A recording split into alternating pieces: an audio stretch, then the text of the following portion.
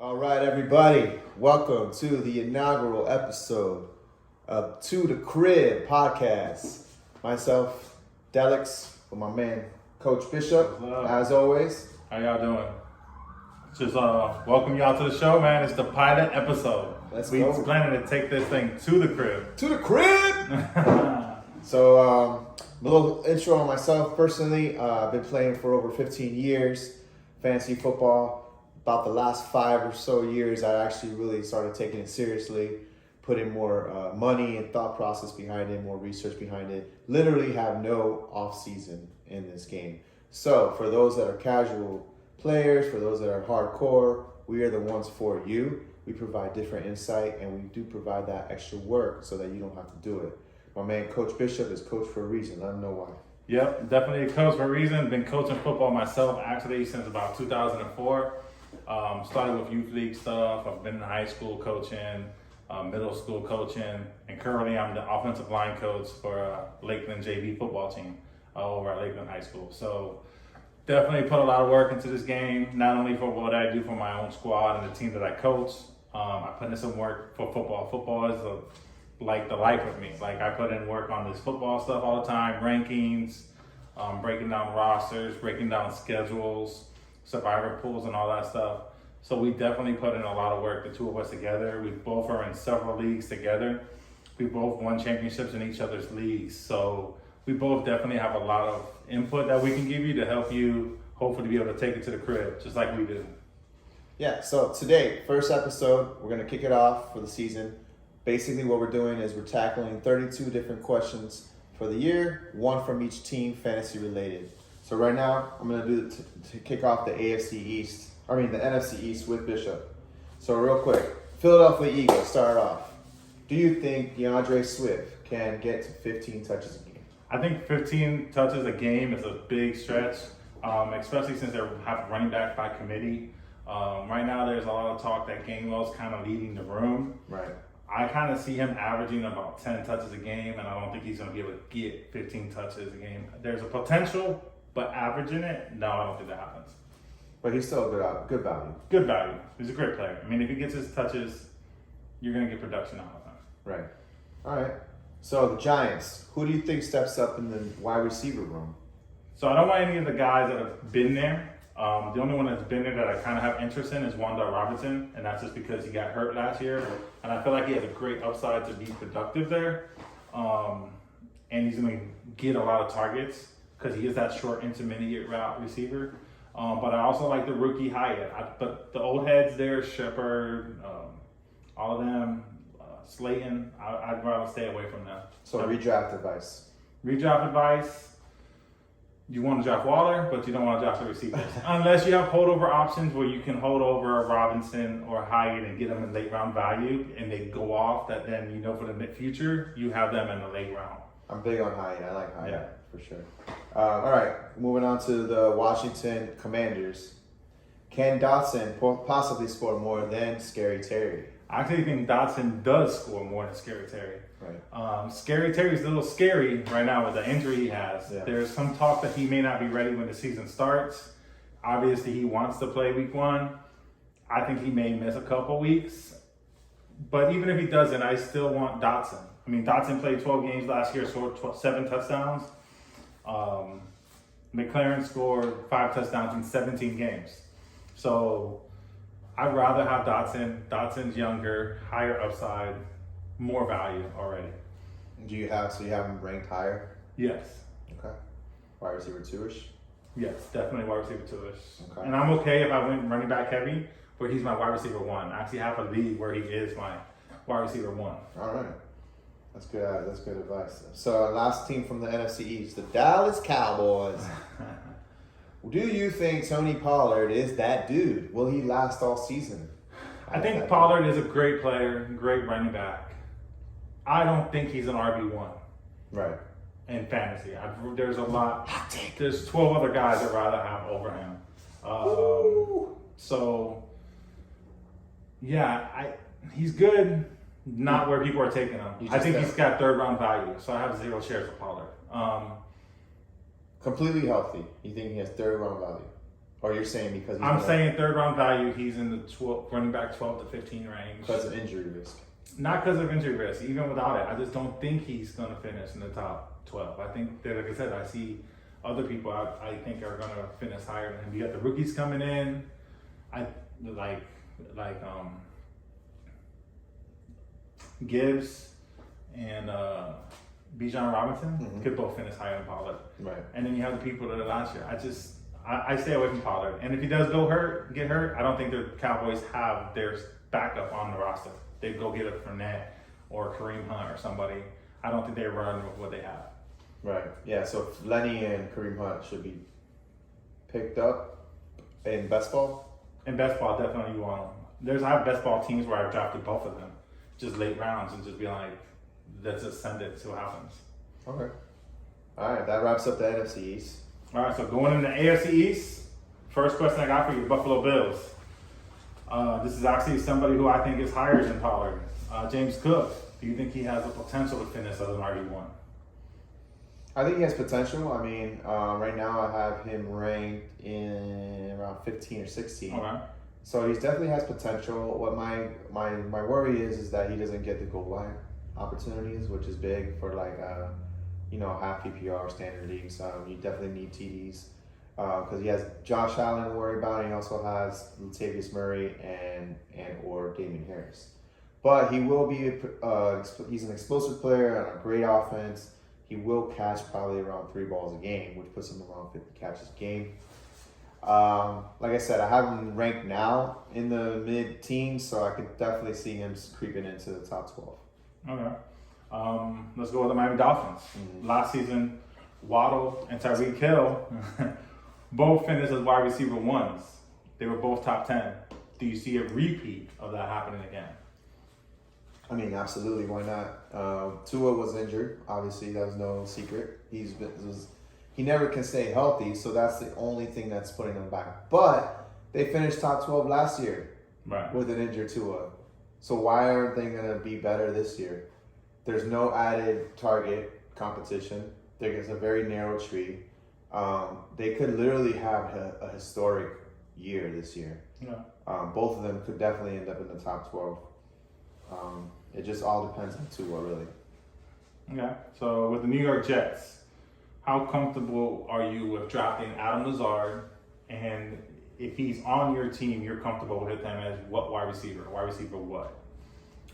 Right now, I mean, I think he's just a wide receiver like 5. I mean, he's definitely more upside in a half PPR standard league because he has more of a bigger frame.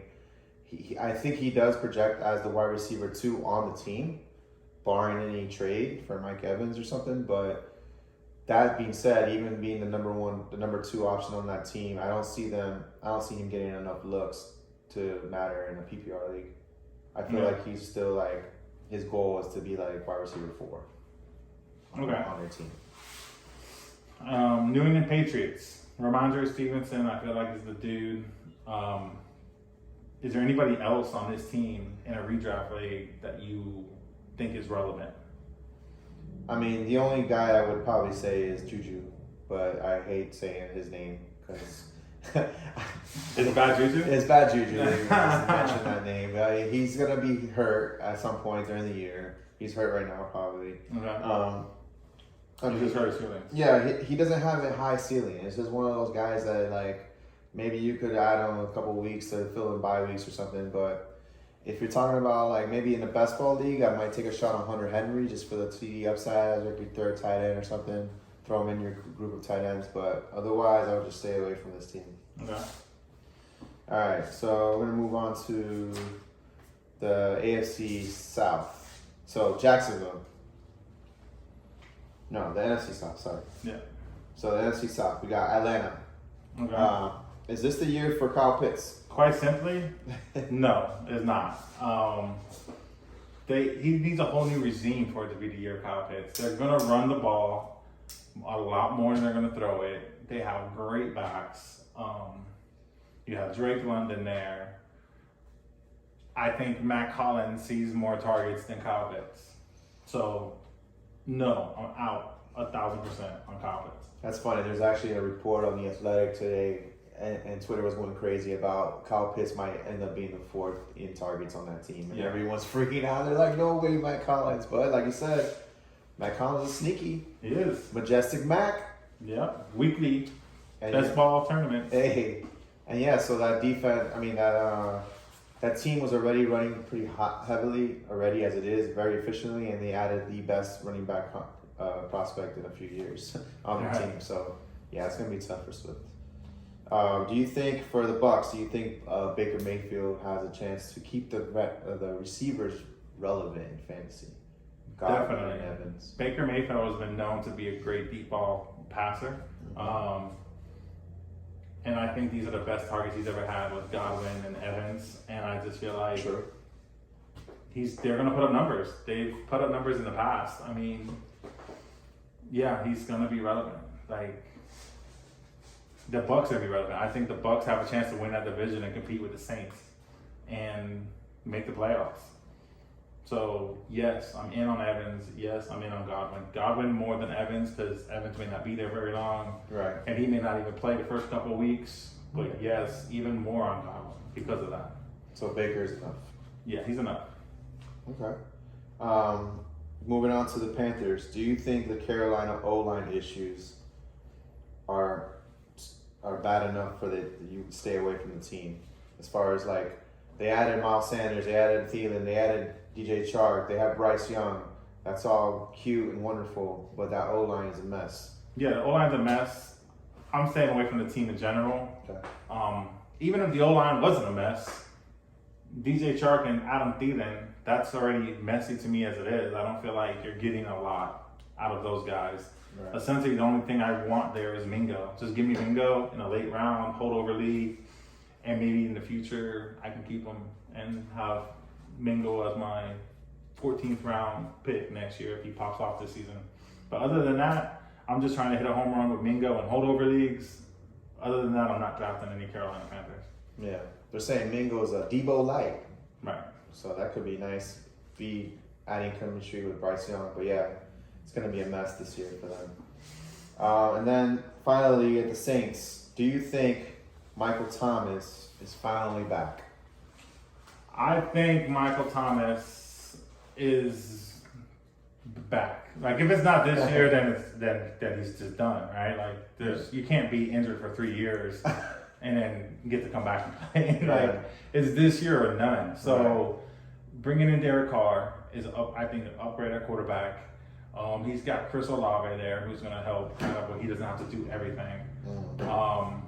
Michael Thomas could be a great player of the year candidate with all the injuries he's had to overcome for the past 2 years. I think he has the potential to be Michael Thomas. And if you're getting him in the 8th and 9th round, those are the rounds where you win your league. It's in the 8th and 9th round. Why and not if you take a shot? Why not take a shot? I mean, because if you take an 8th and 9th round pick and you pick somebody else, you're probably going to end up dropping that person to the waiver wire. If you start streaming tight end or you're streaming your defense and you don't want to, those are the people you're going to drop to start streaming, right? So why not take a shot on Michael Thomas? And if it's not working out by week 3, well, then you just put him back in the waiver wire. You pick up your stream person you need for a tight end, and then you just keep it moving. Okay. All right, so going back to the AFC South now. Jacksonville Jaguars. Yes, sir. Zay Jones last season finished as wide receiver 26. He's currently going off the board wide receiver 58, almost a wide receiver 6. Wow. Why is that? I mean, obviously it's because Ridley's there and everyone feels like Zay Jones is getting relegated to the wide receiver 3 position on the team. That being said, I don't know if that's actually the case. I think that there could be a scenario where Christian Kirk is actually the slot receiver. So in 2 wide receiver sets, they actually play Ridley and Zay Jones. Yeah. If that's the case, Zay Jones will be relevant and will stay in that wide receiver 3 range, finish in that wide receiver 3 range, in my opinion. And also, Christian Kirk will just fall out. They're not going to run 2 wide receiver sets a lot. They'll run more 3 wide receiver sets. But I'm gonna stay away from Christian Kirk because I feel like could be a bust at his price. And then I might take a shot on Zay Jones later on in the run. Yeah. Interesting. So D-Hop going to the Titans. This is what they say wide receivers go to die, right? Oh, yeah. But if you look at D-Hop's numbers last season and the games he actually played, and you average that out over a 17-game season, taking away suspension, he would have been a wide receiver 7. Okay. Does he have that potential to finish like that? Can he still beat D-Hop in Tennessee? Or is he not a wide receiver 1? I mean, shit. I always he always shuts me up. I'm not gonna lie. D-Hop always like makes me look dumb because I always feel like he's not gonna be in the top 12, and like you said, he always does these crazy games where he is.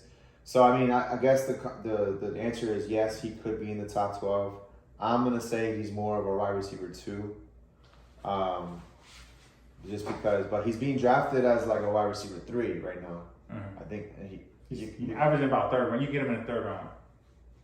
Probably later than that. 3rd or 4th round. Yeah, so I mean, the value is still there. If he finishes a wide receiver 2 and you're getting him in the 4th round, that's still value. Right. So I mean, yeah, the upside case is there for him. Yeah, I got him one time at the 4-12. Yeah, I don't really trust the Tennessee Titans though. I don't trust their O-line. I don't trust Tannehill. So it's one of those where it's like it could get tough, it could get sticky. All right. So with Jonathan Taylor's situation in Indianapolis, who's the running back? I mean, week 1, Deion Jackson. Okay. Right off the rip. That's been said already. He's been called the starter. You're definitely going to have Zach Moss coming back from his injury, which he broke his arm, which is hashtag not good. Yeah, you need that. Yeah, you need an arm. You need 2 of them. So, but yeah, it's going to be Deion Jackson. But if you really want to take a shot, like in redraft advice, I would not touch these guys, right? I would, if you're in a holdover league, try to take a last round shot on Evan Hall, the rookie.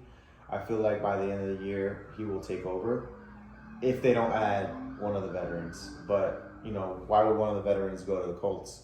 So I think they ride it out with Deion Jackson and Moss, and Evan Hall is just creeping up. Okay.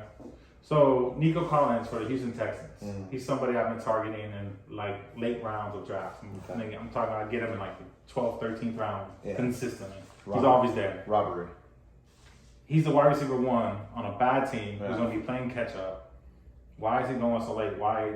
Does he have top 24 potential? Yeah, he does. I feel like he does. It would be a bold prediction and a massive win for drafters if he does finish in the top 24. But he definitely does have the potential to be there. I think he finishes more in the wide receiver 3 range, which is still a massive win if you drafted him in the 13th round. Yeah, it's still a massive win. There's other teams like that, like the Giants, the Panthers, that have their wide receiver 1s just kind of just getting forgotten about.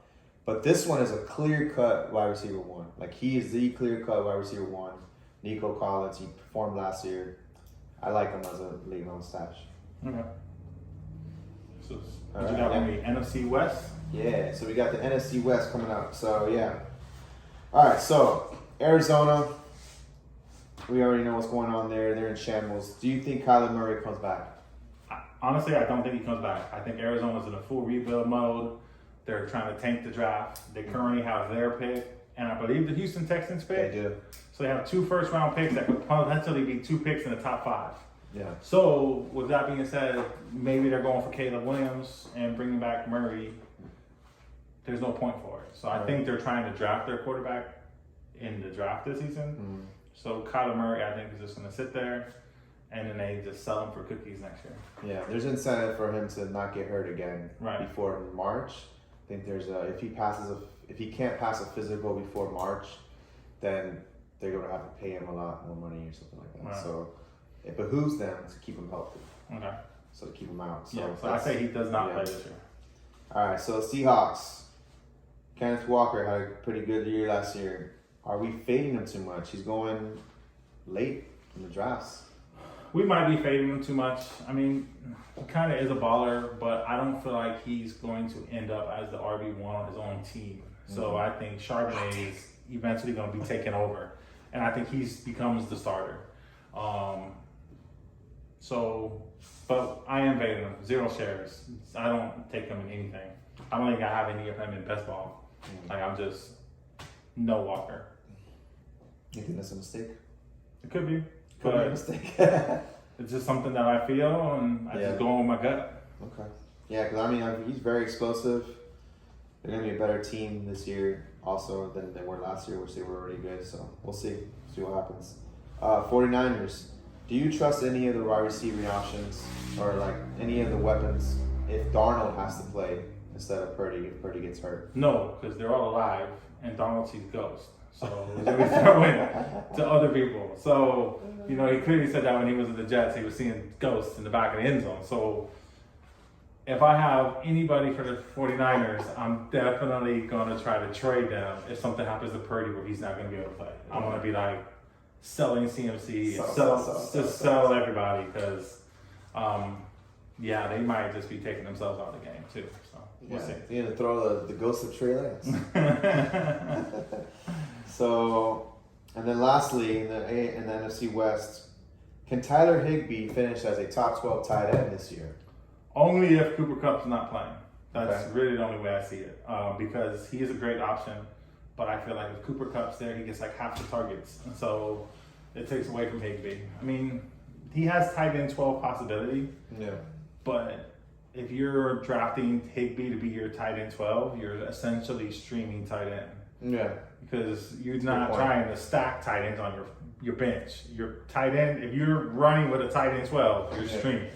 If you don't have a tight end 6 or up, you're streaming tight end. That's the strategy. You're just gonna just roll with it. You're just like, none of them are valuable at that point. You're looking for maybe a tight end 8 and up. You keep anything under that, you're streaming. Okay, that's a good point. All right. So back to the AFC West. Yes, AFC West. So with the Kansas City Chiefs, who are the top 3 wide receiving options there? Rank them in order. Top 3 target wise, I would have to say MVS.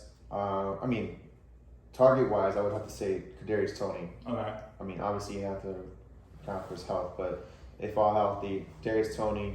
I think Sky Moore is going to get targets, and I think Rashee Rice is also going to be creeping big up. On it. Now, if you're thinking about TD upside, I think MVS has to be in play here. For best ball leagues, MVS, Rashee Rice again, and then Justin Ross is another name that you definitely should probably take a little stab at the end of the rounds, just in case he ends up coming up, because he's an amazing prospect, tall, perfect for end zone. So I mean, even in a holdover league, I might want to take a shot on Justin Ross, just in case. That way, he's a perfect person to see, like, just in case, and if nothing happens, you can just get rid of him. Okay. With the Chargers, LA Chargers, where do you see Quentin Johnson being at this season with his own team? How does he stack up in that wide receiver room? Is he he was drafted really high. Mm-hmm. Where does he stand? Because I'm starting to notice him slipping in redrafts. Yeah. Slipping really, really low. Yeah, I mean, in underdog and best ball leagues, he's definitely been going higher. I have barely any shares of him for that reason. I never thought his price was good because I don't see it. I see him as the wide receiver 3 there. And he might not even be the wide receiver 3 there. Josh Palmer is still in the mix. Right. So when all are healthy, Josh Palmer and Johnson are going to split snaps. And then the only thing that could help him out, which is a big possibility, is if Mike Williams gets hurt or Keenan Allen. Okay. If one of the 2 outside guys get hurt, he's definitely going to skyrocket. Which, based on history, is a lot likely to happen. So Mike Williams getting hurt is probably the most likely situation. And then here comes QJ just winning leagues for people. Just coming in, right? Yeah. All right, awesome. So let's go with the Denver Broncos. Can Delliks be a top 5 tight end? Finish as a tight end 5? Because I see him being undrafted, and I actually think he's gonna have a great season, to be honest. Yeah, no, I think top 5 is a little ambitious. I think that it's reserved for those guys that are up there already as is. I don't think any of them drop out of it. So, you got Kelsey, Andrews, Waller. Mm-hmm. I think Goddard's better than him, and Hawkinson. That already is 5. So you don't think he cracks that? No. I mean, young blood. I'm going to say a hot take according to you. I don't think he is in the top 12. Okay. I mean, it's just, I don't know. I don't see it. I like some other guys above him, getting more targets maybe. So Like, I like him over Higbee. See, I don't. I like Higbee over Dulcich because, like, I feel like Higbee would get more targets. Okay. All right, moving on. The Raiders. Mm-hmm. If you have a choice of drafting, would you rather get in the second round Devontae Adams or Josh Jacobs? And why? Yeah, I mean, it's pretty rare that a receiver and a running back are getting drafted in the top 15 of a team. Mm-hmm. That, like, never happens. And it worked out last year. They both finished in the top 3 of their position. Right. So it's insane. But the Raiders didn't do good. That's crazy, right? I mean, they almost made the playoffs. Almost. 2 top players, but Yeah. still can't get it done. I'm gonna lean running back. I'm gonna lean receiver over running back just off of roster builds. I like to be less fragile in the first 2 rounds. I like to get a receiver or running back. So I'll lean Devontae Adams over Jacobs. Okay. So, NFC North. All right. So we're going back to the NFC North now. All right. So in Green Bay, who do you think is first and second in targets? I think first is Christian Watson, but you have something else to say about that. No. I actually don't think he could lead the team in targets, but I don't think he's a clear-cut wide receiver 1 there. I actually feel like, Dobbs and Reed have a chance to take that from him. I don't think Christian Watson, I think he's getting drafted way too high. I have 0 shares of Watson. I think I snapped him a couple times in best ball for like weeklies. But other than that, like, I'm not big on Watson. I just feel like he doesn't get the target share. I don't see him as a 10 target a game guy. I just don't think he is. I mean, you don't have to be at 10 targets either. To get drafted where he's getting drafted, he's like, drafted in like the 4th round, late 4th. Right, and I'm saying what? So what? I don't think he's gonna consistently get 7 targets. Right. That's just my hot take. Yeah, There you go. I mean, I'm against everyone else on that because I know everybody loves Watson. I'm fading Watson. Yeah. Because to me, I see him a lot like DK Metcalf, who's somebody who I've notoriously faded, and it's worked out for me because I feel like is another person that you're gonna have 3 weeks of just below average production. Right. And then when he pops, it's fine, but you just lost 3 weeks in a row because you're playing DK Metcalf in your lineup because he gets 4 targets and catches 2 passes for 22 yards, and that's all you're rocking. But I don't feel like the consistency there is for him to have weekly big weeks. He's gonna get big weeks, but not consistent. He's not gonna be consistent. So he's like a hashtag better on best ball. Yes. Okay. I can see that. Gabe Davis style. Okay. All right. It's good comparison. So in Minnesota, Alexander Madison finally has his number 1 role. Is he gonna keep it? Is he good enough for that role or what? I don't think Minnesota believes he is because they just picked up Myles Gaskins and brought him in. The gas man. They drafted Ty Chandler. So I feel like there's a competition there, and I don't think Madison is going to be able to win it. I think he's just as good as these other guys, but I don't think he's clear-cut number 1 guy. Do you have him ranked? Do I have him ranked? Like, where do you have him ranked? Oh, wow. Like, that's another 0 shares guy. Oh, God. Gotta scroll down? Definitely have to scroll down on Madison. I have him, it's in the 30s at least. Nah, come on, bitch. No way. 27. Shit. Yep. That's a hot take. Folks. 27. I have him in the top 12. You have him in the top 12 running backs? Wow. Okay. Yeah. That's one of our... we're going to see. Yeah. We're going to see. That's something we're going to have to come back and market. Madison, Watson. Market. Those 2. Market Madison them. and Watson. All right. Moving on. And Dolkich. Yeah. Do you see in the Bears, Chicago Bears, Khalil Herbert, do you see him being... How many touches do you see him getting in a game? Averaging, say, 12. 12 touches a game. I'll take that. Like, I think he gets 12 touches a game. You got Foreman's there, and I think Johnson has a possibility of being able to eventually be the lead guy. I think by season's end, they go with Johnson over the trio. Roshan? Yeah, number 1. out of the three by the end of the year. That would be brutal for me. Yeah. Foreman will be third, and Khalil will be second.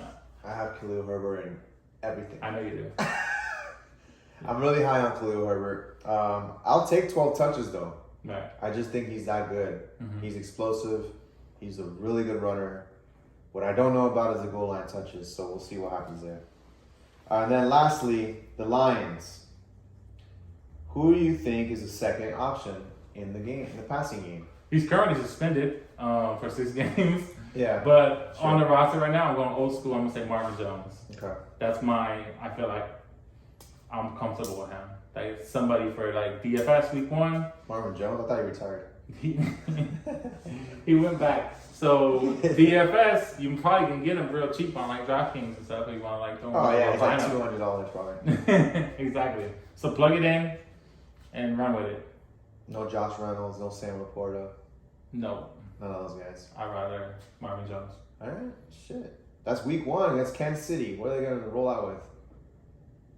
Damn, that's going to be rough. All right, what you got? All right. Here we go. So, going with Baltimore Ravens. Mm-hmm. Lamar Jackson said he wanted to throw for 6,000 yards. Mm-hmm. The most he's ever thrown for is 3,127. He's only did it once in his whole career, thrown for 3,000 yards. Yeah. Does he even throw for 4,000? No. First of all, 4,000 is no small feat. Like, you got to, like, really be, like, slinging it. Like 10 guys did it last year. You got to play a full season. Mm-hmm. You got to be averaging, like, 270 a game or something like that.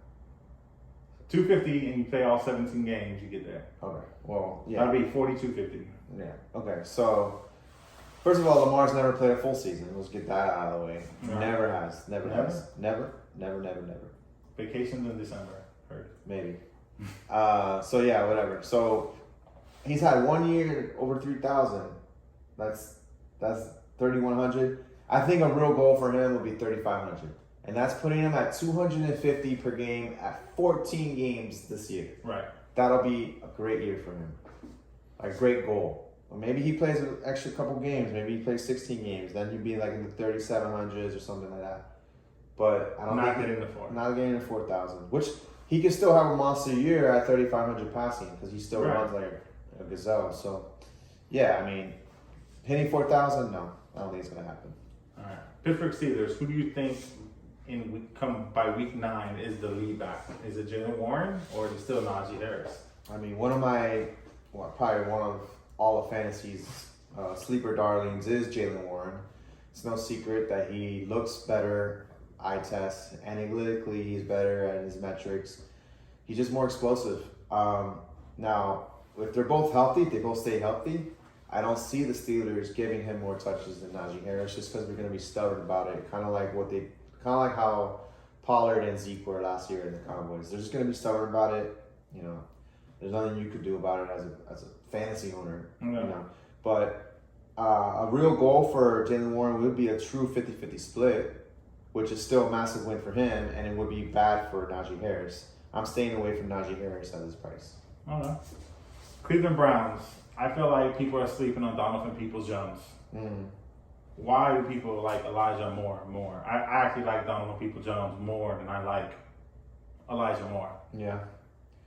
I mean, yeah. So, I mean, like, you talking about Watson and Metcalf. I feel like that's the same with DPJ. He's a vertical threat, so to speak. Granted, you can get him way cheaper than those guys, so you get him in the last rounds. You don't have to like waste any pick on him. But I feel like Elijah Moore will get a lot of schemed up looks, more layup passes, more like in the intermediate zone. So I think he'll still end up being second in targets on that team. But I mean, he's a better prospect too, like just in general, like he was a better prospect coming in. So I still like Elijah Moore. Also, DPG has to worry about Cedric Tillman behind him, just possibly creeping in and taking some of his snaps away, because that's kind of like the role that he plays. Okay. So I still like Elijah Moore as a little middle round. So here's a perfect question to wrap up right now. Okay. Because it's been a big question. Keep saying Jamar Chase or Justin Jefferson at the 101. Yeah. Do you think Jamar Chase has it in him to overtake that position? I mean, I'm not gonna say he doesn't have it in him, but I don't see it happening because he still has T. Higgins next to him. You know, Justin Jefferson is gonna keep that role. I think if he stays healthy, he's gonna stay the king in that in the wide receiver room. I still think Tyreek Hill, like we said earlier, could have a very potential historic year. Right. I still think he finishes higher than Chase. AJ Brown could be better as well with a Hurts that Hurts without hurt also. Right. So, I mean, it's tough for him. I think he's going to be in the top 5 where you drafted him is fine, but, definitely there's an upside case for it, but I think JJ keeps it. Okay. All right, so that does it. 32 questions wrapped up. Hopefully we gave you some clarity on some of the situations in these teams. That way you could dominate your leagues. Next episode we got coming up, we're going to discuss some of the division winners and also our Super Bowl predictions. And also we're going to get you started off on Thursday night, Kansas City versus Detroit. Myself, Delliks. This is Coach Bishop. Thanks for tuning in, and we'll be ready to take it into the crib, man. To the crib!